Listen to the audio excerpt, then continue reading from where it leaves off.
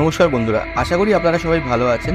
আজকের ভিডিওতে আমার কাছে আছে একটা সোনির ক্যামেরা আর তার সাথে আছে একটা মাইক্রোফোন, যেটা কিনা DJI এর মাইক 2।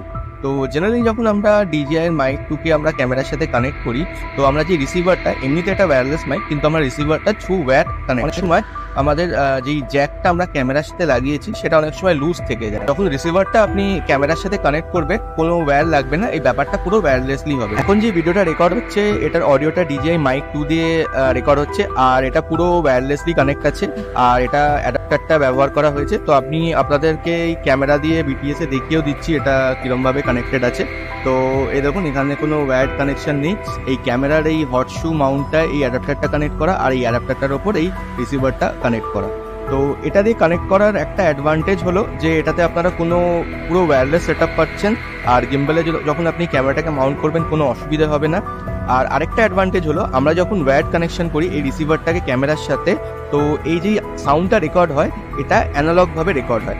আর যখন আমি এই হট শু মাউন্টের সাথে ডাইরেক্ট কানেক্ট করেছি, তো এটা ডিজিটালি রেকর্ড হয়। তো তার জন্য অডিও কোয়ালিটিটা একটু বেটার হয়। তো এই ছিল এই প্রোডাক্টের ব্যাপারে। আপনাদের কেমন লাগলো এই ভিডিওটা অবশ্যই জানাবেন, আর যদি আপনাদের কোনো সাজেশন হয় অবশ্যই কমেন্ট করবেন। আর ভিডিওটা যদি ভালো লেগে থাকে ভিডিওটাকে অবশ্যই লাইক করে দেবেন।